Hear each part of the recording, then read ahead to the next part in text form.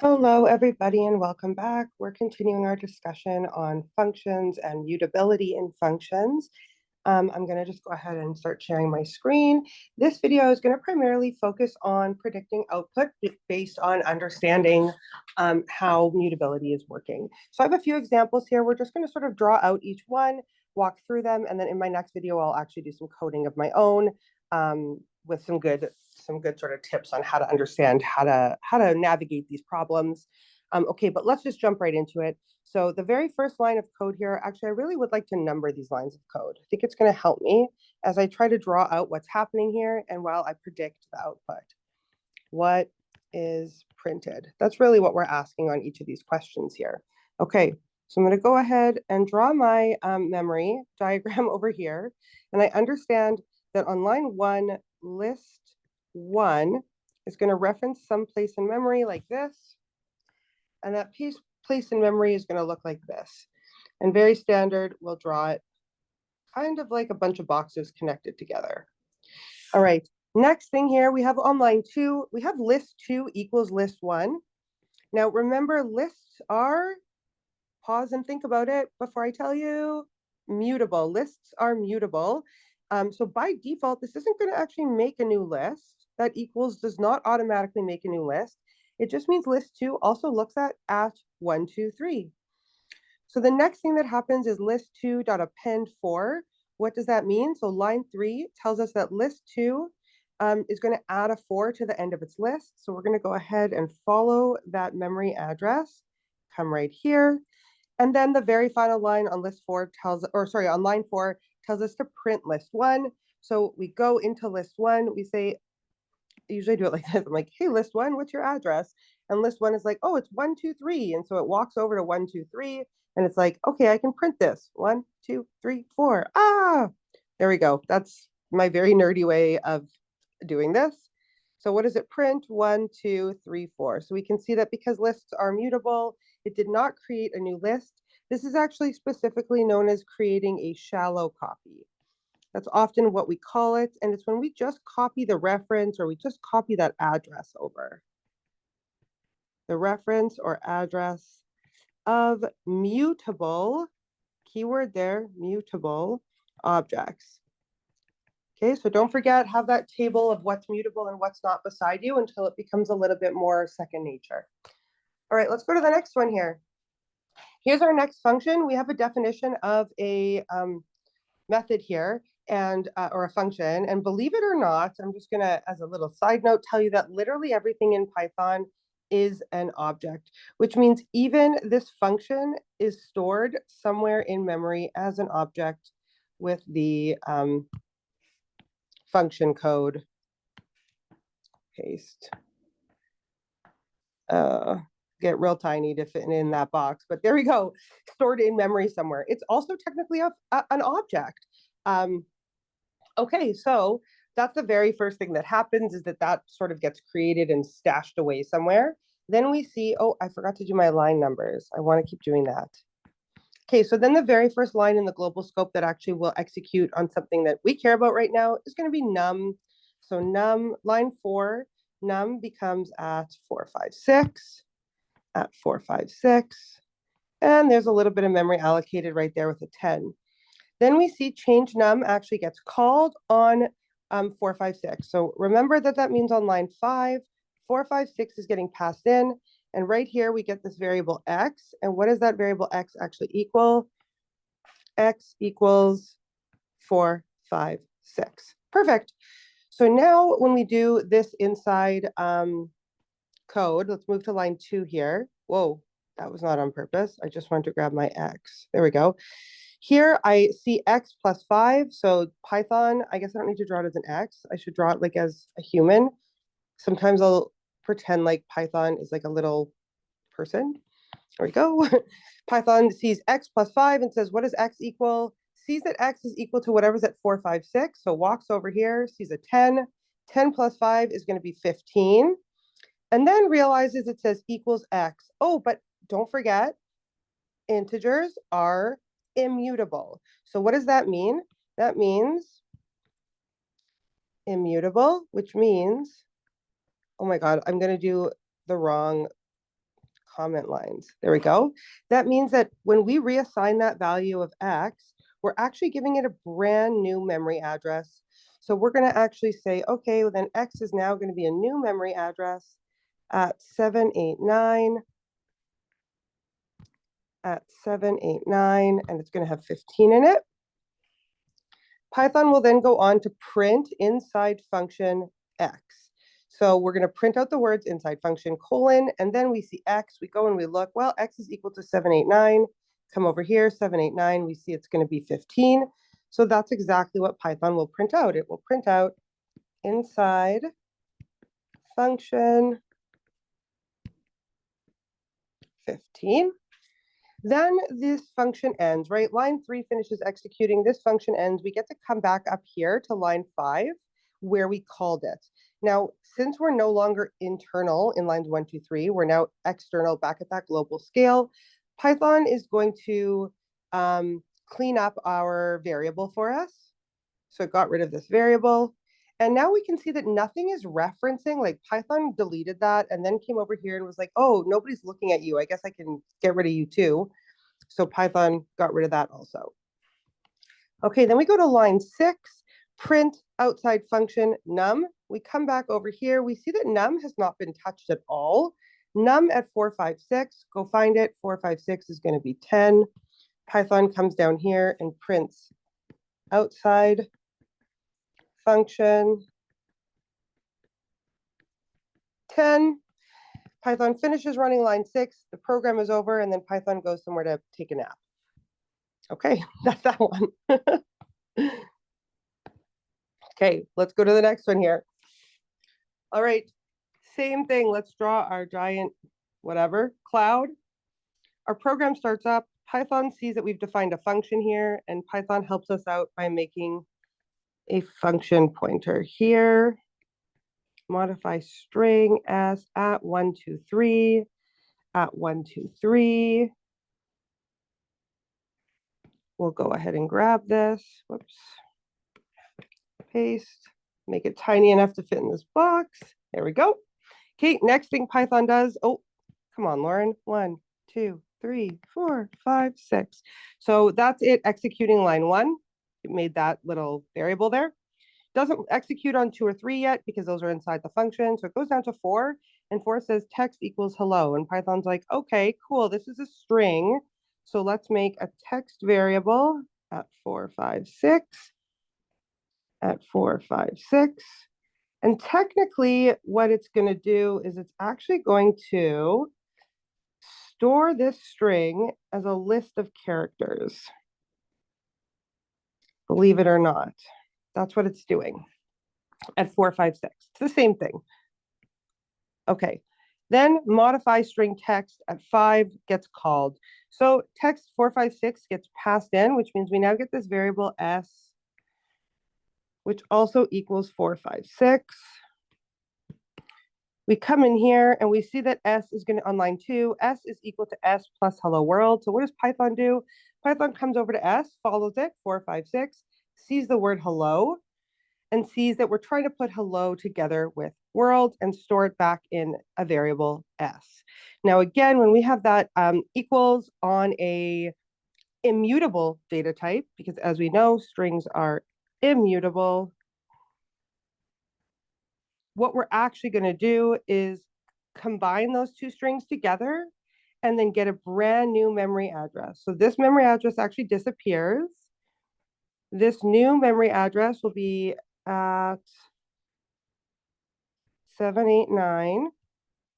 And then at 789, we will now have grabbed everything that was in 456. Is there a space? There's a space.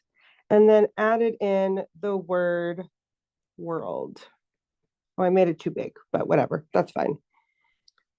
So Python has gone ahead and created this whole thing, come right back here and printed inside function s. So now we can see what Python will do. Inside function, and it will follow s. Hey, s, where's your data? Oh, it's at 789. Okay, it goes over to 789 and finds the data right here. That's what it will print out. Hello world. All right, once line 3 is finished executing, we come back out of that function, back to line 5. Line 5 is all done, so now we're going to go to line 6. Don't forget that after we get out of that function, Python looks over here, removes any local variables that we can't access anymore, and then does a double check with these variables against what it can see in here. And we'll see that, yeah, 1, 2, 3 still has a connection, and 4, 5, 6 still has a connection, but 7, 8, 9 does not.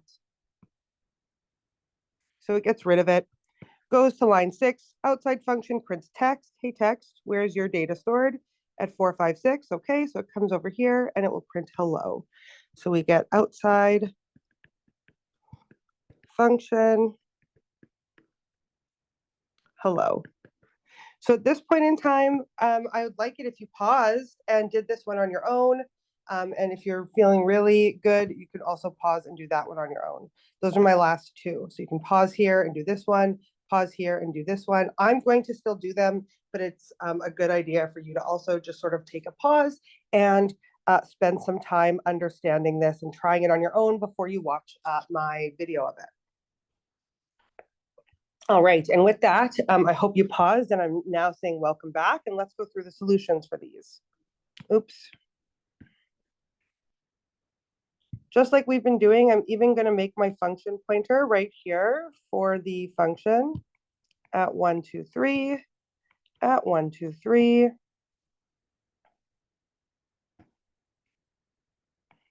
We'll grab all the code that's in there, plop it right in there. It doesn't have to be that small, I guess, this time. That's good. Okay, and then we can continue. So, oh, and this time, before I even start moving Python, I will do my line numbers to help us understand what I'm doing. So we go to line 1, and Python went ahead and made this variable. We don't do lines 2 and 3 because those are local scope right now. Line 4, Python sees my list equals 1, 2, 3. So she goes ahead and makes that variable. My list. She makes the variable, she gives the variable an address, and then she goes and she puts all the data inside that address, 1, 2, and 3. There we go. Next, she moves to line 5, modify list, my list. So we end up going into the modify list function right here. And what does list equal now? Well, we know that list is going to equal whatever address was passed in. So it equals 4, 5, 6. And internal to here, as we did previously, list.append 4. There we go. Remember, list right here, .append 4 means let's go to the address 456 and append 4. There's no equal sign on this side, which is usually a good indicator that it's a mutable object instead of immutable. But I'd way rather you didn't remember it that way. I'd much prefer that you actually remembered it by which of the different types of data structures are mutable versus immutable. But anyway, we know that .append 4 means go to this address and append 4. Then it says print inside function list. So line 3, Java goes ahead and runs that line. Print function 1, 2, 3, 4, because that is what is stored in list when Java goes looking for that address. Then line 3 finishes executing and our program exits this function, which means it comes back to line 5. When Java does that, she cleans up after herself. So she gets rid of the variable that we no longer can access and comes over here and says, you know, are there any addresses that we're storing memory for that don't have a connection in our program? So at 1, 2, 3, at 1, 2, 3, nope, this is still fine. At 4, 5, 6, at 4, 5, 6, this is still fine too. No other memory needs to be cleaned up. Let's keep going in our program. Line 6, print outside function, comma, my list. So Java will go ahead and do exactly that. Outside function. And then when she goes looking for my list, she sees the address 456 and goes ahead and prints all the data she finds in there. 1, 2, 3, and 4. And there we go. We can see that those two lists, because lists are mutable, both the inside list and the outside my list variables affected the same piece of data in memory. All right, let's do one more before we wrap up this video. Oops, come with me, Python. Okay, and now let's do kind of one of the trickier ones because this is going to mix data types on us a little bit here. Okay, so let's really make sure that we draw this out and focus and understand what the heck is happening. So first thing that we do is we run line 1, which once again will make that function pointer for modified tuple t at 1, 2, 3, at 1, 2, 3. There we go. And we'll just go ahead and do what we've been doing each time. I know it's a little bit of an oversimplification. So if you're like watching this video right now and think like, that's not really what happens, like it's close enough that we can work with that. We can work with that understanding for right now. Okay, so we've gone ahead and made that variable. Now let's go to line 3. Line 3 says my tuple equals, and then there's a list in here, and there's a string in here. Here's where this gets really interesting. So my tuple is going to be stored in 4, 5, 6. So when we go to address 4, 5, 6, we kind of see like oh, that's not right. We kind of see like 2 boxes here, one for each of the 2 values. In this first box is the memory address 789. And when we go to that memory address, we find a list. Oops. 1, 2, 3. And in the other box, we find an address, oh gosh, I don't know, 631. I guess it doesn't really matter because I'm just making them up. And at 631, we'd find this data here. So this is the most complicated, which I hope we can see why now. But we can also fully kind of appreciate the fact that since everything is just passing around URLs to each other, like in your phone, this isn't as complicated as it might initially come across as. So when we look at these different variables, I think it's important that we highlight which ones will be mutable with a heart. And I don't know, yellow is kind of a poor choice, but immutable with a star. So we know that tuples are immutable. So I'm just going to put a star here so that I don't forget. I also know that strings are immutable. So I'm also going to put a star here, and by reference, put a star here. I have to put a star here. And then we know that lists are mutable. So I have to put a heart here and put a heart here. And we're not going to worry about the function pointer, the function address, because we haven't been using those for anything other than just basic understanding right now. Okay, so we're going to just use a different colored Python person just so that it's easier to follow along as I walk her through, so that it's like a little bit easier to see her as I go. Anyway, so now that we're all like set up as we expect to be, we finished line 3. We're going to go to line 4 where we call modify tuple my tuple. We're going to go right into the function here on line 1. So what does Java do? Java sees that there's a variable here. It's called t. So let's grab another color here. T. And what is t going to equal? Well, it's going to equal whatever was passed in, which was 4, 5, 6. And as we know, 4, 5, 6 is a tuple, which means we're going to put a star right there as well. Okay, we're going to come in and we say t at 0. So we go over here. Python says, where is your data, t? And it's at 4, 5, 6. So Java walks over here, sees that we want to go into t at 0. So it goes right here. And then sees dot append 4. So follows this address at 789 to find the actual data that exists in T0 and is going to append a 4 right here. There we go. Once that line is finished running,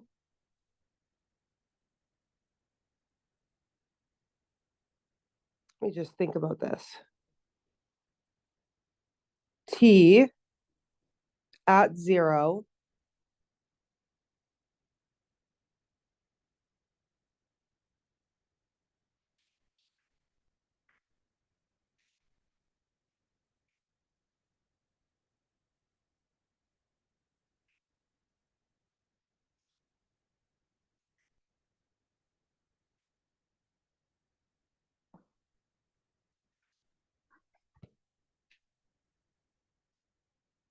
So once that line is finished running, Java comes back over here, makes its way out of this method, on line 2, and comes out of the function back out on line 4.